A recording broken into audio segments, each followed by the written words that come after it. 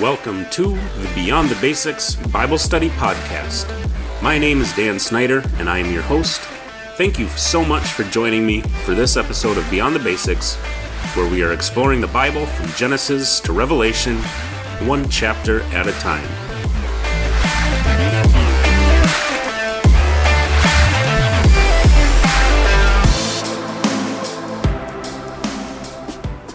Well, welcome. Thank you for joining me one more time for the Beyond the Basics. This episode, we're going to go through Genesis chapter 22. And this takes place, if you remember from the last chapter, right after Abraham and Abimelech made a covenant. Abraham is living in Beersheba in the land of the Philistines. And here we get to chapter 22. And Abraham goes through a very significant and intense test by the Lord. And this is a difficult chapter. It's one that a lot of people struggle with, a lot of people wrestle with. So we're going to go through it. And hopefully we can find some understanding and get a little better grasp on what this chapter is trying to say. All right, so it starts off, God told Abraham to take Isaac to Moriah and offer him as a burnt offering. Isaac, if you remember, is Abraham's son, his only son by Sarah, and obviously his second-born son, Ishmael being his first. But Isaac is the son that is supposed to inherit the promise that God had given Abraham. So God told Abraham to take Isaac to Moriah, offer him as a burnt offering. So Abraham got up, went to Moriah, and he arrived there on the third day. And Isaac asked where the lamb for the offering is.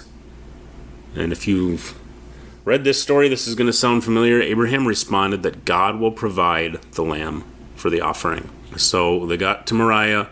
Abraham built the altar and laid Isaac on it. He's about to kill Isaac when the angel of the Lord called out and stopped him. And he said, "Now God knows that Abraham will not withhold his only son." So Abraham lifted his eyes and saw a ram caught in a thicket. And he took the ram and offered it on the altar. So God blessed Abraham once again because he had obeyed God's voice. So Abraham and Isaac returned to Beersheba, where Abraham finds out that his brother Nahor has had children by his wife Milcah. And they had 7 children, and he also had 4 children by his concubine Reumah. Bethuel is one of the children that he had by his wife, and Bethuel ends up being the father of Rebekah, who we will meet in a later chapter. So let's get into the chapter. So in verse 1, it says, "After these things, God tested Abraham." And this word tested, many times we think, especially in our modern Western culture, we think of a test as a pass-fail system, or maybe we get a letter grade. You know, God tests us and maybe we get a B on that test, and hopefully we get an A next time or something. Or maybe we just failed that test, and hopefully we pass the test next time. But that's not what God's tests are all about. God's tests are intended to reveal what is there rather than produce a result necessarily. So in this case, God is testing Abraham to reveal Abraham's faith, to reveal the kind of faith that Abraham has at this point in his faith journey. That's the purpose of God's tests. It's not to produce a result. It's not something that Abraham can study for and later pass or fail. It's not even intended to say, "Abraham, you did good or bad." It's simply to say, "Abraham, this is the amount of faith that you currently have." This is actually more like a chemical test to determine the percentage of certain substances. So the classic example is gold. Gold, when it's being made, is tested, and the impurities rise to the surface, and you can see what impurities are in the gold and scrape them off, and that's how you test gold. If any of you have ever worked with chemicals, I've worked with chemicals in the past. I worked at a metal finishing shop, and we did a similar thing. We would do pH tests, we would do chemical composition tests to make sure that the chemical that we were using was the correct composition for what we needed it for. And Peter talks about this, in fact, in 1 Peter 1, verses 6 through 7, it says, "In this you rejoice, though now for a little while, if necessary, you have been grieved by various trials, so that the tested genuineness of your faith, more precious than gold that perishes, though it is tested by fire, may be found to result in praise and glory and honor at the revelation of Jesus Christ." So Peter is saying that we're grieved by trials, circumstances in life. Things come at us that grieve us, but these things happen so that our faith can be tested. Just like gold is tested by fire, our faith is tested by fire, by trials, so that hopefully it will show the type of faith that we have, and hopefully that faith that we have will be a faith that praises and gives glory and honor to Jesus. So God called to Abraham, and Abraham responded, "Here I am." This is more like saying, "At your service," at once. It's an immediate response saying, "God, here I am at your service." So Abraham does not hesitate. He is ready to respond to God and do what he says. God says, "Take your son, your only son Isaac, whom you love." This is proof that Abraham has completely disowned Ishmael. If you remember, Abraham sent Ishmael away with no inheritance, nothing but a loaf of bread and some water. This is showing now that God says Isaac is your only son. Abraham has completely disowned Ishmael. Ishmael is essentially no longer Abraham's son. He says, "Your only son Isaac, whom you love." Now, this is actually the first time that love is mentioned in the Bible, which is very interesting because it's connected to a father's love for his son, and it's connected to the sacrifice of that son. So the very first time that love is mentioned in the Bible, the word love, it's talking about Abraham's love for his son Isaac, whom he is about to sacrifice to God. So God says, "Go to the land of Moriah." Now, Mount Moriah is a very important place in the Bible. Mount Moriah is actually where Solomon built his temple. So Isaac is being sacrificed possibly at the very place where Solomon's temple would be built many, many years later. And this will be important later on. We'll talk more about that later on as it points to Jesus. But it's very interesting that this could be the same place. Now, the text doesn't actually specify that it's a mountain. It just says Moriah, so it could possibly refer to the land of the Amorites. It's not clear, but the Bible doesn't really have a whole lot of coincidences, so I don't think this is much of a coincidence that Isaac is being sacrificed at the same place where the temple would be built by Solomon. And we'll talk more about that in a little bit. And in verse 4 it says, "On the third day Abraham lifted up his eyes." So that number 3, the third day, represents a time of testing. That's what that number 3 often is going to show throughout the Bible. And this is pretty obvious because we already know from verse 1 that God is testing Abraham. But not only did God test Abraham through asking him to sacrifice his son, but he's also testing Abraham by asking him to make a 3-day journey. He gave Abraham plenty of time to turn around. Even if Abraham had immediately responded with a yes, if God had asked him to make the sacrifice right then and there, that's one thing. But what if God asked Abraham to journey 3 days while he's going to think about it and think about how every step closer brings him closer to the death of his son? Imagine if you were to go on that 3-day journey, knowing that at the end of that journey, you were going to have to kill your son. Or even if you weren't the one that was going to have to kill your son, even if you just knew that your son was going to die, and every step would bring you closer and closer to that. How tormenting would that be?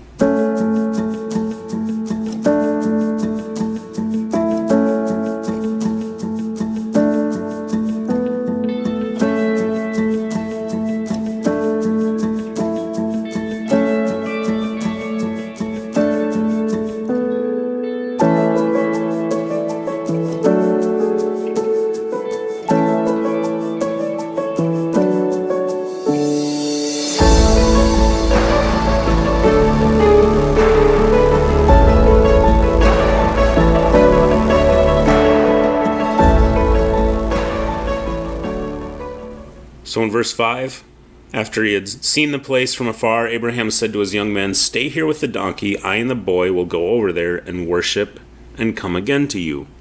This is actually an indication that Abraham believed that God would raise Isaac from the dead. And Hebrews chapter 11 confirms this. It says, "By faith Abraham, when he was tested, offered up Isaac, and he who had received the promises was in the act of offering up his only son, of whom it was said, 'Through Isaac shall your offspring be named.'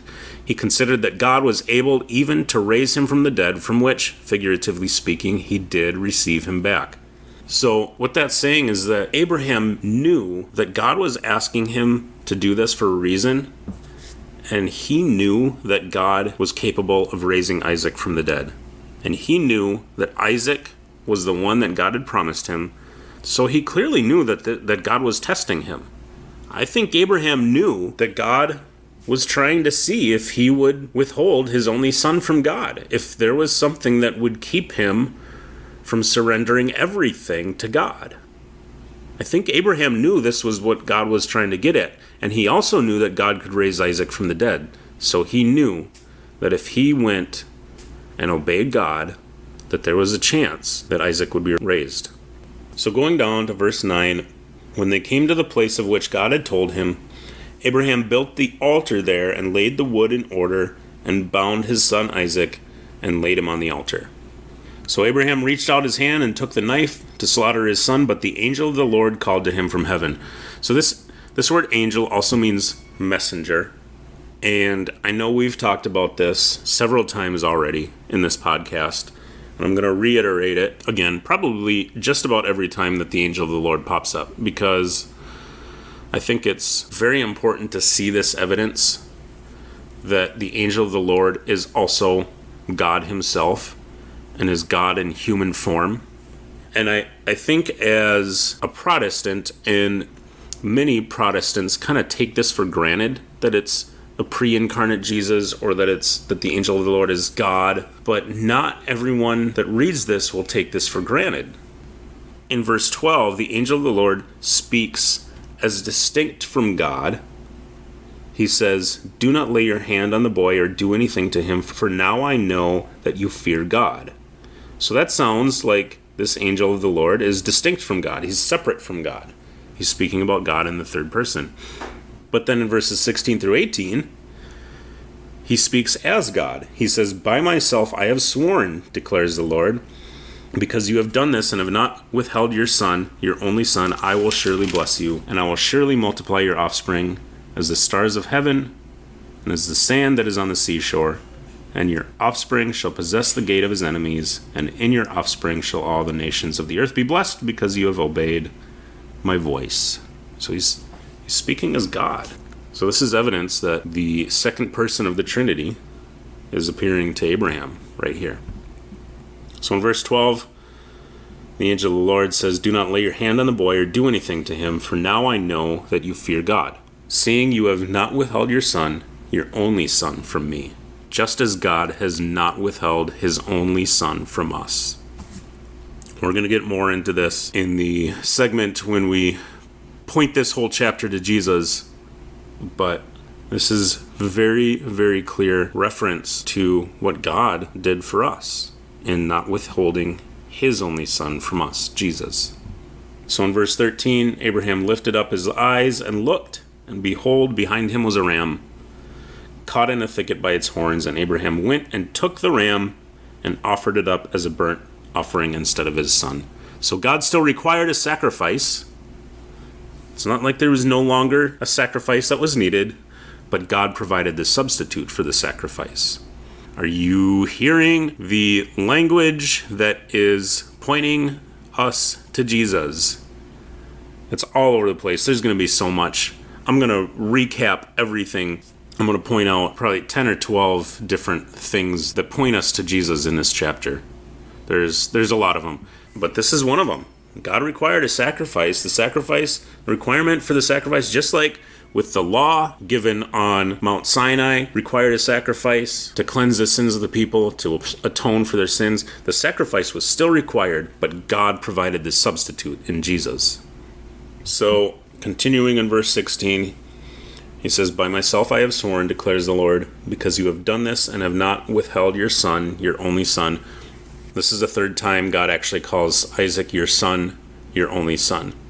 And then God pronounces a threefold blessing. He says, "I will multiply your offspring, just like the stars in the sand," which reaffirms the promise from Genesis 13, when he said, "I will make your offspring as the dust of the earth," so that if one can count the dust of the earth, your offspring can also be counted. And this comparison to stars is also interesting because the stars gave light upon the earth. And that was one of the purposes for stars being created in Genesis 1, was to give light upon the earth. And the purpose for the nation of Israel, for being God's chosen people, later on we'll find out, is so that they would be a light to the nations, that they would be a city on a hill, that they would be a nation that would draw all nations to God, to Yahweh. So that's an interesting comparison there.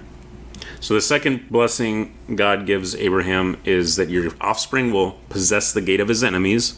So that means that they'll be victorious in battle. And then he says, "In your offspring, all the nations of the earth will be blessed." And this is the messianic promise that God gives to Abraham and his family. And then after this, after God gives this blessing to Abraham, Abraham finds out that his brother Nahor had 12 children. And that number 12 represents governmental authority. There are 12 Israelite tribes. There's 12 disciples in the New Testament. This is how God expresses government. So Nahor had 12 sons. Ishmael is going to end up having 12 sons, all before Jacob had 12 sons. So it's like the author is trying to tell us that this is man's attempt to establish God's kingdom without God's blessing. And this is all going to come from the older brother. Nahor was Abraham's older brother. Ishmael was Isaac's older brother. And in fact, we're going to see this with Esau again, that the older brother that does not receive the promise tries to take the promise by his own means. And we see that through Nahor's 12 sons, Ishmael's 12 sons. Esau is going to try and take the promise in a different way. We're going to get to that in a later chapter. But I think that's the significance of 12 sons here. And in fact, Nahor's firstborn is called Uz, and Job, who is the main character of the book of Job, is from the land of Uz. And Job's righteousness was tested by God just like Abraham's was. He lost all his children, all his wealth, but gained even more blessing when his righteousness was proven. It's not clear that this land of Uz is the same land as Nahor's son Uz would be from. But again, I don't think there's a whole lot of coincidences in the Bible. So I think this is important in revealing the purpose of why there are 12 sons listed here. This isn't just a list of names. And I know that a lot of times we tend to gloss over the lists of names in the Bible. I know a lot of times we tend to just read through them quickly because we don't really know how to pronounce them and we don't really know who they are anyway, and who cares. There's not a whole lot we can learn from just a list of names, but there is something there. There's always something that we can learn, but sometimes we have to dig a little bit deeper.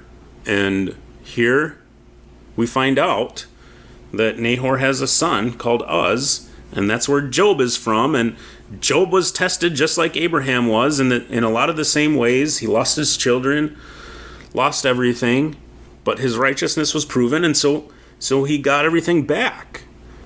So that land of Uz is going to end up being symbolic of a difficult and unredeemed world where Job and his righteousness shines through in that difficult world, in that unredeemed world. It shows the need for a redeemer. And Job even says that at one point. He says, "I know my redeemer lives." So these 12 sons of Nahor, it's man's attempt to establish God's kingdom without God's blessing in a difficult and unredeemed world.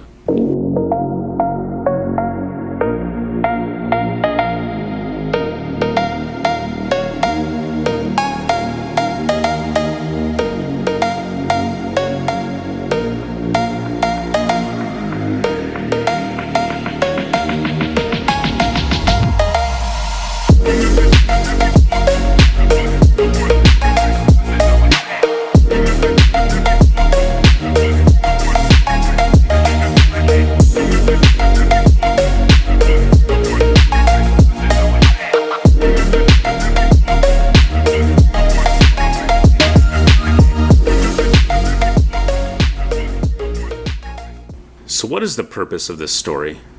Why do we have a story where God would ask Abraham to sacrifice his only son? Even if God stopped Abraham from doing it before he actually did it, this is really troubling. It's disturbing. It's problematic. And I'm not going to pretend to have all the answers to why God would ask Abraham to do this.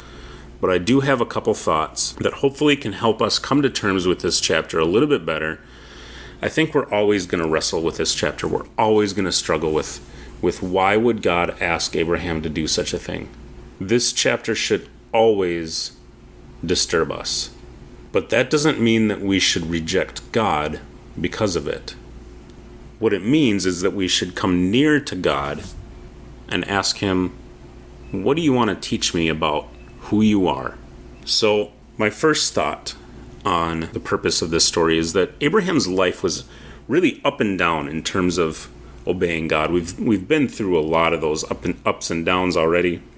His life up to this point was really up and down. His faith was up and down. Sometimes he would express extreme faith and trust in God. Other times he would just completely go off the deep end and do ridiculous, crazy things and try to take matters into his own hands and lie and commit adultery. And he did a lot of terrible things, but he also did a lot of really great things in terms of his faith. And so the events of this chapter is what proves that he has faith in God. And James tells us in chapter 2, verse 21, he says, was not Abraham our father justified by works when he offered up his son Isaac on the altar? So what James is saying is that this act that Abraham did by obeying God here was the final act that proved that his faith was real and genuine. And after this point, he never struggled with his faith again. We never see Abraham struggling with his faith, trying to take matters into his own hands anymore after this. So I think that's the first thing. The second thought that I have is that this is a prophetic reenactment. And this is rare, but it happens from time to time in the Bible where God asks prophets to reenact something in order to make a point. For example, God asked Hosea to marry a prostitute. In Hosea chapter 1, verse 2, when the Lord first spoke through Hosea, go, take to yourself a wife of whoredom and have children of whoredom, for the land commits great whoredom by forsaking the Lord. So God is saying, Hosea, I want you to take a prostitute for a wife and have children with her because Israel is committing prostitution by forsaking me. God is saying, Hosea, I want you to experience what I experience when my beloved Israel, when my betrothed wife Israel prostitutes herself and goes after other gods. And I want you to communicate that message to the nation. And again, that's a really, really difficult task that God would ask Hosea to do. It's very disturbing that God would ask Hosea to do that, but he asked him to reenact it, to make a point to the nation of Israel that this is what you are doing when you go and worship other gods. And then in Ezekiel chapter 4, verses 4 through 5, God says, then lie on your left side and place the punishment of the house of Israel upon it. And this was a brick with the word Jerusalem engraved on it. For the number of the days that you lie on it, you shall bear their punishment. So God is saying, I want you to lie on your side and place this brick on top of you, which is symbolic of the punishment that Israel is going to receive. And do it for 390 days because that's going to be the number of years that they're going to be punished. So this is, again, is a reenactment of something that God was going to do to make the point that Israel is going to be punished for 390 years. So I think God does this from time to time, and I think that is what God is doing here. God is asking Abraham to reenact something that God is going to do in the future. And that brings us to our next segment where we're going to point this all to Jesus. Because there's so many parallels between Isaac's sacrifice and Jesus. And I think this is going to show that this is more than just God testing Abraham's faith. This is God saying, Abraham, I want you to show your offspring what I'm going to do one day through my only son. This is one of the primary chapters that points to God's redemptive purposes through his son Jesus.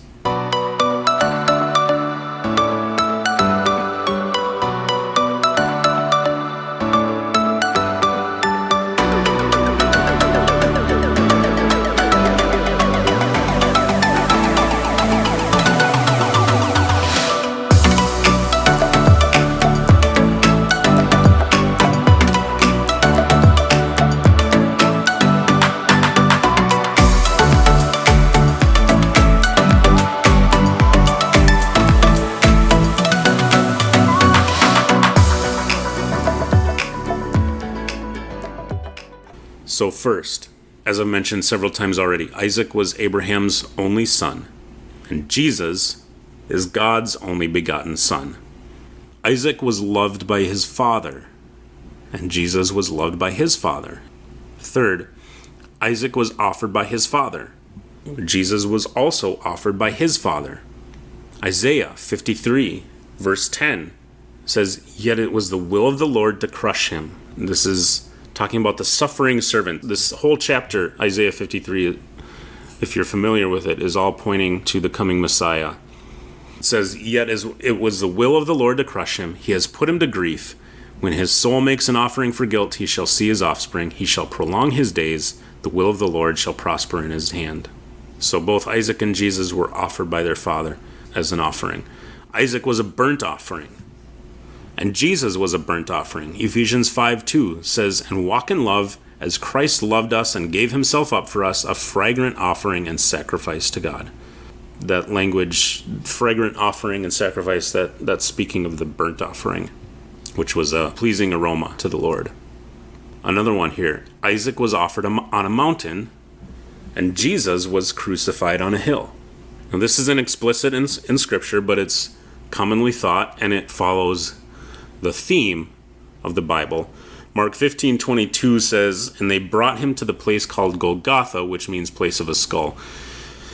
And again, it doesn't explicitly call it a mountain or a hill, but historically it is thought, and you can even look up pictures of this place online, it does kind of look like a skull. Historically, if this is the correct place, it is a hill that Jesus would have been crucified on. Another one here, Isaac went to the land of Moriah on a donkey, and Jesus rode a donkey to the Temple Mount at Moriah. Remember I mentioned that Solomon's temple had been built on Mount Moriah, and Solomon's temple had been destroyed by the time Jesus was alive, of course, but it had been rebuilt. And so it was still in the same place. It was just a different temple. And so Jesus rode a donkey to the Temple Mount. Isaac also was accompanied by two young men. Jesus was crucified with two men. Another one, Abraham and Isaac arrived on the third day. Abraham actually considered that Isaac was as good as dead. I mentioned earlier in Hebrews 11 that he knew that God could raise him from the dead. And it says that figuratively speaking, he did receive him back. So what's going on here is that Abraham considered Isaac to be dead for those 3 days. On that journey to Moriah, Isaac was as good as dead to Abraham. He had already resigned himself to the fact that he was going to have to kill his son, and he believed that God was going to raise him from the dead on the third day. And of course, Jesus was also resurrected on the third day. Isaac carried the wood that would be used for his sacrifice, and Jesus carried the wooden cross for his crucifixion. And then Abraham gave his only son just like God gave his only son, which obviously I mentioned that Isaac was Abraham's only son, but this is specific language that John picks up in chapter 3, verse 16. "For God so loved the world that he gave his only son." Speaking again to what Abraham did, that he gave his only son. And then finally, God provided Abraham and Isaac a ram for the offering, just like God provided a lamb for the whole world. So God provided that substitute for the offering for Abraham and Isaac. God provided a substitute for the offering required by the law for the whole world. This chapter is one of the premier chapters that foretells what God is going to do one day to redeem the whole world. In chapter 20, we find out that Abraham was a prophet. In chapter 22, he prophetically reenacts what God is going to do by giving his only son for us as a sacrifice for the sin of the world. This chapter should move us to fear, it should move us to devotion, and it should move us to faith and trust in God, and it should move us to love, and it should cause us to respond to Jesus and what he did, knowing that this plan had been set in motion thousands and thousands and thousands of years beforehand. So let's ask some questions for reflection. Let's reflect on this chapter by asking some questions. Let's think about these. And if you would like to purchase the study guides, I've got more questions on here that I'm not going to go through on this podcast, but you can get access to all the study guides. You can go through these questions and more, and hopefully go deeper into the chapter, and hopefully discover even a deeper love and adoration and devotion for Jesus and what he did for us on the cross. So first question, has God asked you to do anything that seems to contradict earlier promises or promises found in Scripture? And how have you responded to God? What was God testing in you during those times? How quickly do you respond to God when he speaks to you? Is your trust placed in God's promises or in the God who makes the promises? It's an important distinction. Do you trust the promises or do you trust God? If you have children, do you model your faith and obedience to God for your children? Are they learning submission to God by watching you? So last question, reflect on the fact that Jesus took your place as the sacrificial lamb. How does that make you feel? What is something that you can do to show your gratitude for his sacrifice? That's what it all points to. That's what it's all about. How can we turn this chapter that points us to Jesus as the sacrificial lamb into worship? So think about that. Well, thank you once again for listening to this episode. Don't forget to go on whatever podcast app you're using, whether it's YouTube or Spotify or the website, www.beyondthebasics.blog, and make sure you subscribe and follow, give a 5-star rating. All those things help out the show, help support the show. And if you want to go further, go ahead and subscribe on the website. Get access to these study guides. Go through some more study questions. Get all the notes. Would love your support. Always want to hear your feedback. Don't forget to leave a comment on the website. I love hearing from you guys. So thank you once again for listening.